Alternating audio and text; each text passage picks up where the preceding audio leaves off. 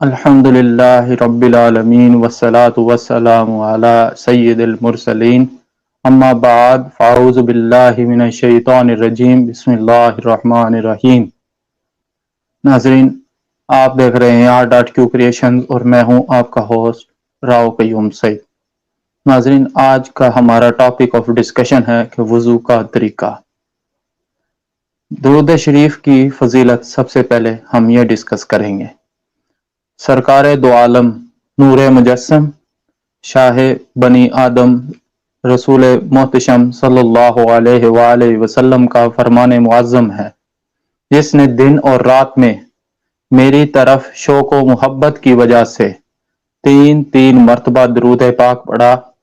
اللہ تعالی پر حق ہے کہ وہ اس کے اس دن اور اس رات کے گناہ بخش دے۔ حضرت عثمان غنی رضی اللہ تعالی عنہ کا عشق رسول صلی اللہ علیہ وآلہ وسلم۔ حضرت سیدنا عثمان غنی رضی اللہ تعالی عنہ نے ایک بار ایک مقام پر پہنچ کر پانی منگوایا اور وضو کیا، پھر یکا یک مسکرائے اور رفقا سے فرمانے لگے، جانتے ہو میں کیوں مسکرایا؟ پھر اس سوال کا خود ہی جواب دیتے ہوئے فرمایا، ایک بار سرکار نامدار صلی اللہ علیہ وآلہ وسلم نے اسی جگہ پر وضو فرمایا تھا اور بعد فراغت مسکرائے تھے، اور صحابہ کرام علیہ رضوان سے فرمایا تھا، جانتے ہو میں کیوں مسکرایا؟ صحابہ کرام علیہ رضوان نے عرض کی، واللہ ورسولہ عالم، یعنی اللہ اور اس کا رسول عز و جل صلی اللہ علیہ وآلہ وسلم بہتر جانتے ہیں۔ آپ صلی اللہ علیہ وسلم نے فرمایا، جب آدمی وضو کرتا ہے تو ہاتھ دھونے سے ہاتھوں کے اور چہرہ دھونے سے چہرے کے اور سر کا مسح کرنے سے سر کے اور پاؤں دھونے سے پاؤں کے گناہ جھڑ جاتے ہیں۔ آپ نے دیکھا کہ صحابہ کرام علیہ اجمعین سرکار دو عالم صلی اللہ علیہ وآلہ وسلم کی ہر ادا اور ہر سنت کو دیوانہ وار اپناتے تھے۔ نیز اس روایت سے گناہ دھونے کا نسخہ بھی معلوم ہو گیا۔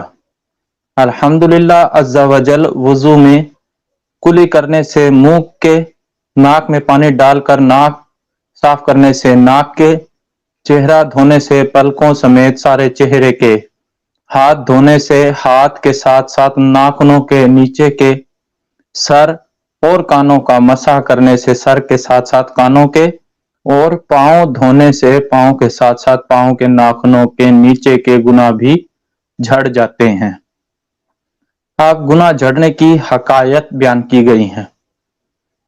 الحمدللہ وضو کرنے والے کے گناہ جھڑتے ہیں۔ اس ضمن میں ایک ایمان افروز حکایت نقل کرتے ہوئے حضرت علامہ عبد الوہاب شعرانی فرماتے ہیں، ایک مرتبہ سیدنا امام اعظم ابو حنیفہ رضی اللہ تعالی عنہ جامع مسجد کوفہ کے وضو خانہ میں تشریف لے گئے تو ایک نوجوان کو وضو بناتے ہوئے دیکھا، اس سے وضو میں استعمال شدہ پانی کے قطرے ٹپک رہے تھے۔ آپ نے ارشاد فرمایا، اے بیٹے، ماں باپ کی نافرمانی سے توبہ کر لے۔ اس نے فوراً عرض کی، میں نے توبہ کی۔ ایک اور شخص کے وضو میں استعمال ہونے والے پانی کے قطرے ٹپکتے دیکھے۔ آپ نے اس شخص سے ارشاد فرمایا، اے میرے بھائی، تو زنا سے توبہ کر لے۔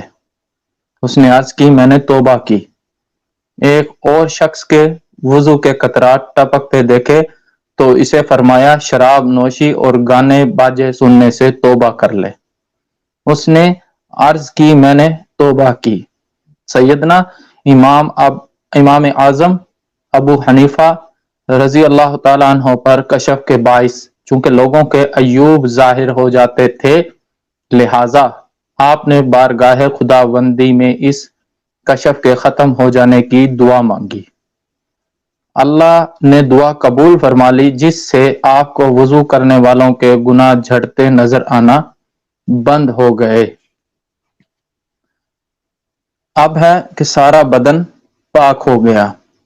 دو حدیثوں کا خلاصہ ہے، جس نے بسم اللہ کہہ کر وضو کیا اس کا سر سے پاؤں تک سارا جسم پاک ہو گیا، اور جس نے بغیر بسم اللہ کہے وضو کیا اس کا اتنا ہی بدن پاک ہوگا جتنے پر پانی گزرا ہو۔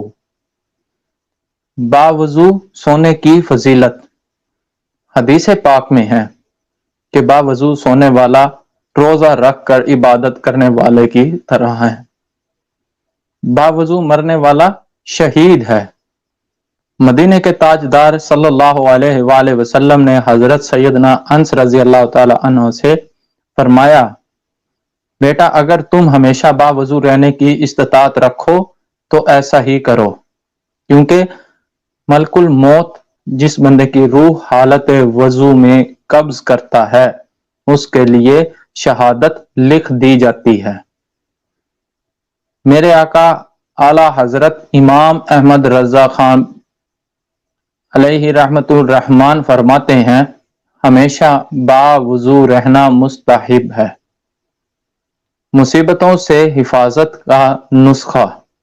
اللہ عز و جل نے حضرت سیدنا موسیٰ کلیم اللہ سے فرمایا، اے موسیٰ اگر بے وضو ہونے کی صورت میں تجھے کوئی مصیبت پہنچے تو خود اپنے آپ کو ملامت کرنا۔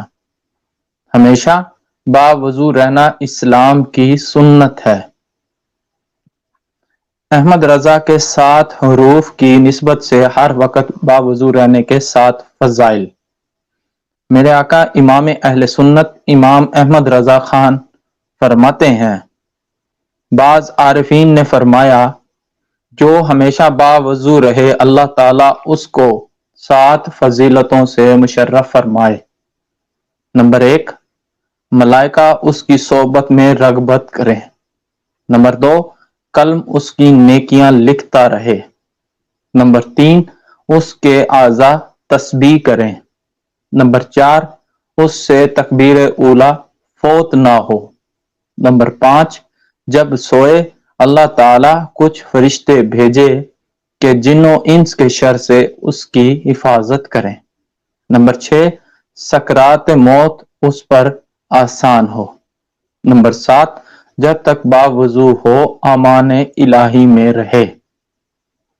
اب دگنا ثواب کے بارے میں بیان فرمایا گیا ہے، یقیناً سردی، تھکن یا نزلہ، زکام، درد سر اور بیماری میں وضو کرنا دشوار ہوتا ہے، مگر پھر بھی کوئی ایسے وقت وضو کرے جبکہ وضو کرنا دشوار ہو تو اس کو بحکم حدیث دگنا ثواب ملے گا۔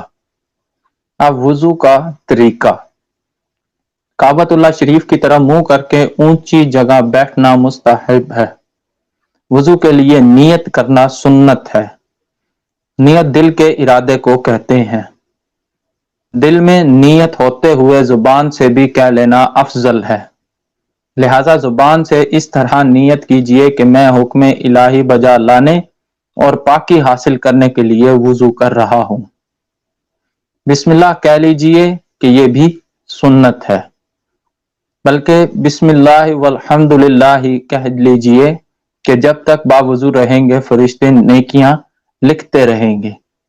اب دونوں ہاتھ 3 پونچھوں تک دھوئیے۔ نل بند کر کے دونوں ہاتھوں کی انگلیوں کا خلال بھی کیجیے۔ کم از کم 3 بار دائیں بائیں اوپر نیچے کے دانتوں میں مسواک کیجیے اور ہر بار مسواک کو دھو لیجیے۔ حجت الاسلام امام محمد غزالی علیہ رحمت اللہ فرماتے ہیں، مسواک کرتے وقت نماز میں قرآن مجید کی قرأت اور ذکر اولیٰ کے لیے منہ پاک کرنے کی نیت کرنی چاہیے۔ اب سیدھے ہاتھ کے 3 چلو پانی سے ہر بار نل بند کر کے اس طرح 3 کلیاں کیجیے کہ ہر بار منہ کے ہر پرزے پر پانی بہہ جائے۔ اگر روزہ نہ ہو تو غرارہ بھی کر لیجیے۔ پھر سیدھے ہی ہاتھ کے 3 چلو، اب ہر بار آدھا چلو پانی کافی ہے، سے ہر بار नल बंद करके 3 बार नाक में नर्म गोश्त तक पानी चढ़ाइए, यहां तक। और अगर रोजा ना हो तो नाक की जड़ तक पानी पहुंचाइए। अब नल बंद करके उल्टे हाथ से नाक साफ कर लीजिए और छोटी उंगली नाक के सुराखों में डालिए। 3 बार सारा चेहरा इस तरह धोइए कि जहां से आदतन सर के बाल उगना शुरू होते हैं वहां से लेकर ठोड़ी के नीचे तक, और एक कान की लो से दूसरे कान की लो तक हर जगह पानी बह जाए। अगर दाढ़ी है और एहराम बांधे हुए नहीं है तो नल बंद करने के बाद इस तरह खिलाल कीजिए कि उंगलियों को गले की तरफ से दाखिल करके सामने की तरफ निकालिए। फिर पहले सीधे हाथ उंगलियों के सिरे से धोना शुरू करके कोनियों समेत 3 बार धोइए। इसी तरह फिर उल्टा हाथ धो लीजिए। दोनों हाथ आधे बाजू तक धोना मुस्तहब है। अक्सर लोग चुल्लू में पानी लेकर पहुंचे से 3 बार छोड़ देते हैं कि कूहनी तक बहता चला जाता है। इस तरह करने से कूहनी और कलाई की करवटों पर पानी ना पहुंचने का अंदेशा है, लिहाजा बयान करदा तरीके पर हाथ धोइए। अब चुल्लू भर कर कूहनी तक पानी बहाने की हाजत नहीं, बल्कि बगैर इजाजत सहिया ऐसा करना ये पानी का इसराफ है। अब नल बंद करके सर का मसा इस तरह कीजिए कि दोनों अंगूठों और कलमे की उंगलियों को छोड़कर दोनों हाथ की 3-3 उंगलियों के सिरे एक दूसरे से मिला लीजिए और पेशानी के बाल या खाल पर रखकर खींचते हुए गुद्दी तक इस तरह ले जाइए कि हथेलियां सर से जुदा रहें। फिर गुद्दी से हथेलियां खींचते हुए पेशानी तक ले आइए। कलमे की उंगलियां और अंगूठे इस दौरान सर पर बिल्कुल मस नहीं होने चाहिए। फिर कलमे की उंगलियों से कानों की अंदरूनी सतह का और अंगूठों से कानों की बाहरी सतह का मसा कीजिए और छुंगलियां यानी छोटी उंगलियां कानों के सुराखों में दाखिल कीजिए और उंगलियों की पुष्ट से गर्दन के पिछले हिस्से का मसा कीजिए। बाज लोग गले का और धुले हुए हाथ की कूहनियों और कलाइयों का मसा करते हैं, ये सुन्नत नहीं है। सर का मसा करने से कबल टूटी अच्छी तरह बंद करने की आदत बना लीजिए। बिला वजह नल खुला छोड़ देना या अधूरा बंद करना के पानी टपकता रहे गुनाह है। अब पहले सीधा फिर उल्टा पांव हर बार उंगलियों से शुरू करके टखनों के ऊपर तक, बल्कि मुस्तहब है कि आधी पिंडली तक 3-3 बार धो लीजिए। दोनों पांव की उंगलियों का खिलाल करना सुन्नत है। खिलाल के दौरान नल बंद रखिए। इसका मुस्तहब तरीका यह है कि उल्टे हाथ की चुंगलियां से सीधे पांव की चुंगलियां का खिलाल शुरू करके अंगूठे पर खत्म कीजिए और उल्टे ही हाथ की चुंगलियां से उल्टे पांव के अंगूठे से शुरू करके चुंगलियां पर खत्म कीजिए। हुज्जतुल इस्लाम इमाम अहमद मोहम्मद गजाली अलैहि रहमतुल्लाह अलैहि फरमाते हैं कि हर उजू धोते वक्त यह उम्मीद करता रहे कि मेरे इस उजू के गुनाह निकल रहे हैं। जन्नत के 8 दरवाजे खुल जाते हैं। हदीस पाक में है, जिसने अच्छी तरह वुजू किया और कलमा शहादत पढ़ा उसके लिए जन्नत के 8 दरवाजे खोल दिए जाते हैं, जिससे चाहे अंदर दाखिल हो। वुजू के बाद सूरह कद्र पढ़ने के फजाइल। हदीस मुबारक में है, जो वुजू के बाद एक मर्तबा सूरह कद्र पढ़े तो वो सिद्दीकीन में से है, और जो 2 मर्तबा पढ़े तो शुहदा में शुमार किया जाए, और जो 3 मर्तबा पढ़ेगा तो अल्लाह अज़्ज़ा वजल मैदान हश्र में उसे अपने अंबिया के साथ रखेगा। नजर कभी कमजोर ना हो। जो वुजू के बाद आसमान की तरफ देखकर सूरह इन्ना अंजलना पढ़ लिया करे, इंशाअल्लाह अज़्ज़ा वजल उसकी नजर कभी कमजोर ना होगी। लफ्ज अल्लाह के 4 हरूफ की निस्बत से वजू के 4 फराइज। नंबर 1, चेहरा धोना। नंबर 2, कोहनियों समेत दोनों हाथ धोना। नंबर 3, चौथाई सर का मसा करना। नंबर 4, टखनों समेत दोनों पांव धोना। अब धोने की क्या तारीफ है? किसी उजू को धोने के ये मायने हैं कि इस उजू के हर हिस्से पर कम अज कम 2 कतरे पानी बह जाए। सिर्फ भीग जाने या पानी को तेल की तरह चपेट लेने या एक कतरा बह जाने को धोना नहीं कहेंगे, ना इस तरह वजू या गुस्ल अदा होगा। करम या रब्बुल आलमीन के 14 हरूफ की निस्बत से वजू की 14 सुन्नतें। वजू का तरीका हनफी में बाद सुन्नतों और मुस्तहबात का बयान हो चुका है। इसकी मजीद वजाहत मुलाहिजा फरमाइए। नंबर 1, नियत करना। नंबर 2, बिस्मिल्लाह पढ़ना। अगर वजू से कबल बिस्मिल्लाह वल्हम्दुलिल्लाह कह लें तो जब तक बावजू रहेंगे फरिश्ते नेकियां लिखते रहेंगे। नंबर 3, दोनों हाथ पांचों तक 3 बार धोना। नंबर 4, 3 बार मिसवाक करना। नंबर 5, 3 चुल्लू से 3 बार कुली करना। नंबर 6, रोजा ना हो तो गरारा करना। नंबर 7, 3 चुल्लू से 3 बार नाक में पानी चढ़ाना। नंबर 8, दाढ़ी हो तो एहराम में ना होने की सूरत में इसका खिलाल करना। नंबर 9, हाथ और नंबर 10, पांव की उंगलियों का खिलाल करना। नंबर 11, पूरे सर का एक ही बार मसा करना। नंबर 12, कानों का मसा करना। नंबर 13, फराइज में तरतीब कायम रखना, यानी फर्ज अज़ा में पहले मुंह, फिर हाथ कूनियों समेत धोना, फिर सर का मसा करना और फिर पांव धोना।